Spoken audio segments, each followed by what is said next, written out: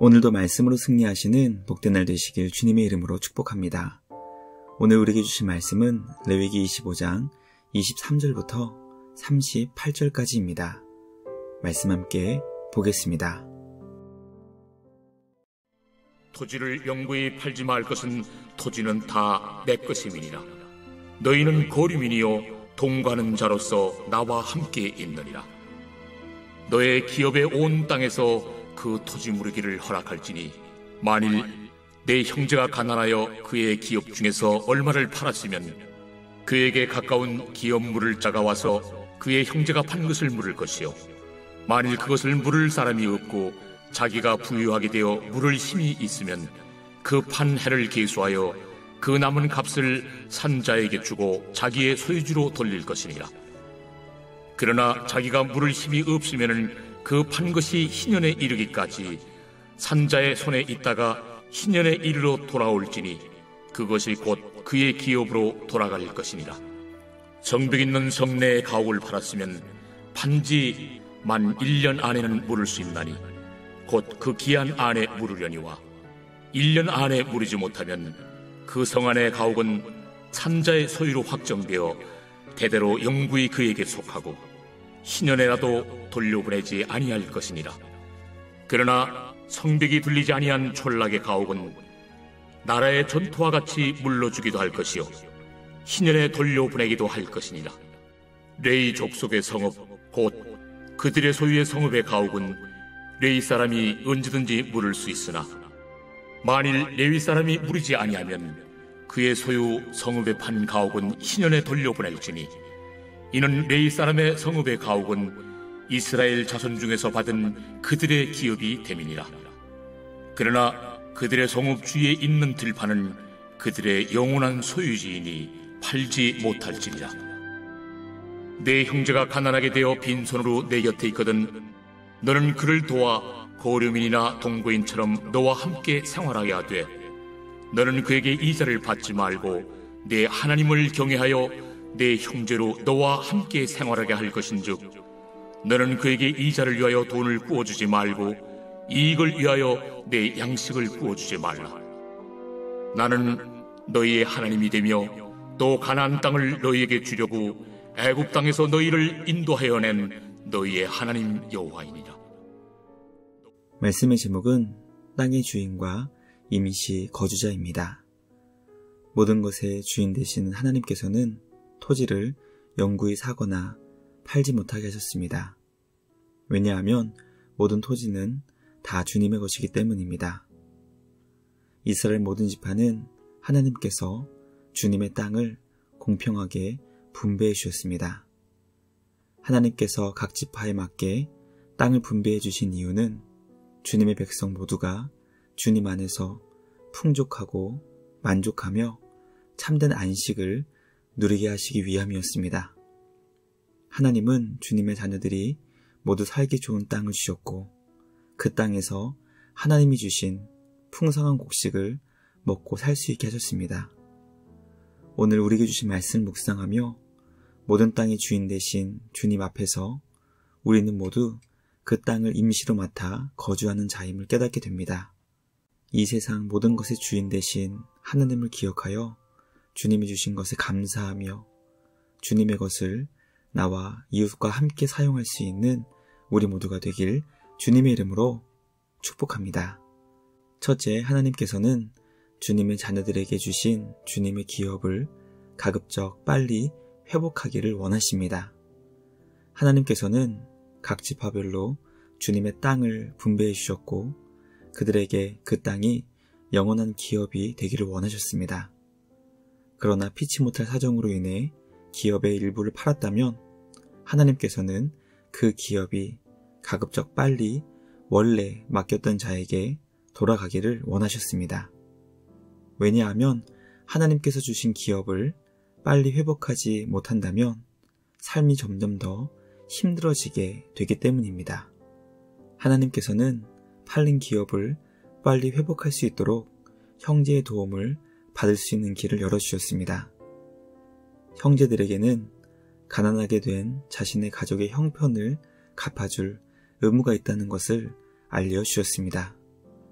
또 기업을 판 자가 만약 부유하게 되었다면 팔았던 기업을 다시 찾아오라고 말씀하셨고, 그 어떤 방법으로도 기업을 회복하지 못했을 때에는 희년에 그 기업을 다시 회복할 수 있게 하셨습니다.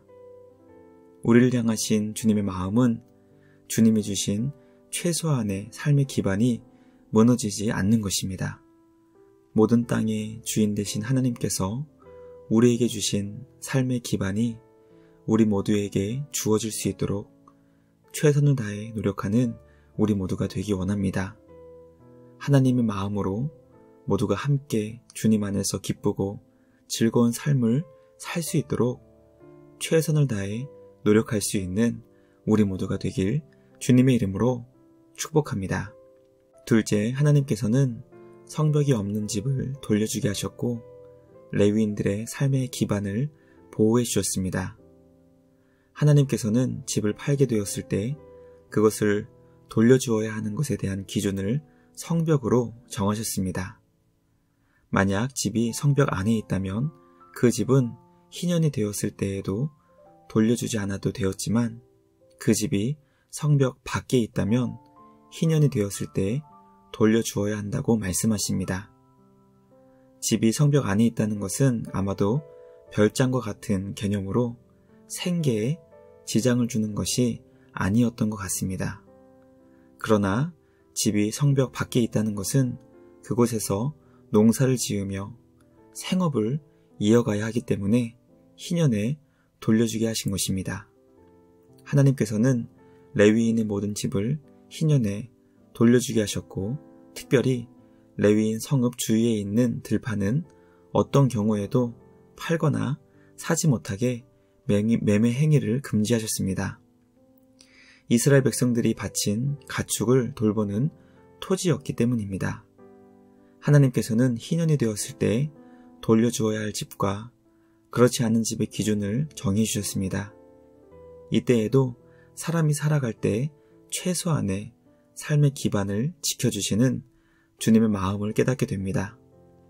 회복, 탄력성이라는 말이 있습니다.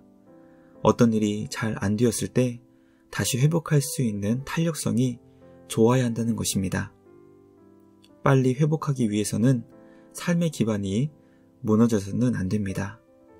하나님께서는 우리 모두의 삶의 기반이 무너지지 않기를 원하십니다.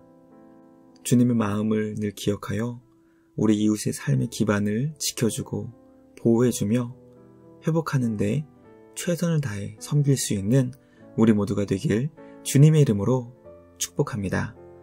마지막 셋째, 하나님께서는 주님의 백성들이 주님의 은혜를 기억하여 이제받는 것을 금하게 하셨습니다.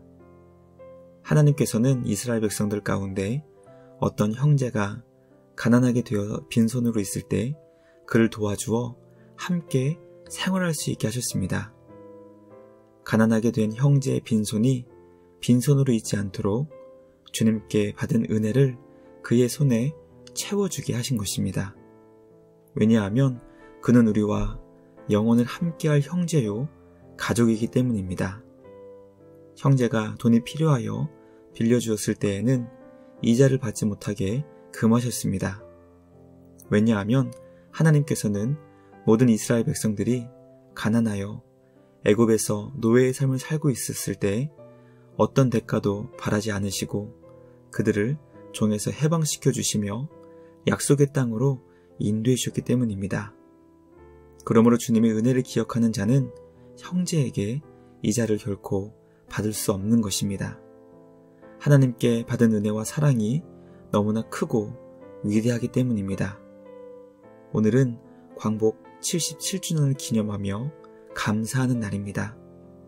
일제강점기에 고통받고 있던 우리 민족에게 자유와 해방의 기쁨을 주신 주님께 감사드리며 주님의 은혜를 늘 기억하여 받은 사랑을 이웃에게 흘려보내는 우리 모두가 되길 간절히 소망합니다. 주님께 받은 은혜와 사랑으로 힘들어하며 고통 가운데 있는 이웃의 삶을 회복시키고 다시 살아날 수 있도록 최선을 다해 섬길 수 있는 우리 모두가 되길 주님의 이름으로 축복합니다. 묵상을 마치며 함께 기도하겠습니다. 하나님 아버지 감사합니다. 우리에게 광복을 선물로 주사 자유와 해방의 기쁨을 주시니 감사합니다. 주님의 은혜를 늘 기억하여 삶의 자리에서 우리 이웃을 사랑으로 섬길 수 있는 우리 모두가 되게 하여 주시옵소서. 이 세상 모든 것의 주인 되신 하나님을 기억하게 하시고 모든 땅의 주인 되신 주님 앞에서 임시 거주하는 자로 나그네의 삶을 살게 하시고 주님의 청지기로 주님의 것을 잘 맡아 관리하는 자가 되게 하여 주시옵소서. 광복의 은혜를 감사하며 우리 이웃의 삶에 광복의 은혜와 사랑을 흘려보낼 수 있는 우리 모두가 되게 하여 주시옵소서. 우리에게 광복을 주시고 날마다 우리를 지켜주시며 보호해 주시는 우리 주님께 감사와 찬양을 드리며 우리를 구원하신 예수님의 이름으로 기도드리옵나이다. 아멘. 오늘도 주님과 함께 말씀으로 승리하시는 복된 날 되시길 주님의 이름으로 축복합니다.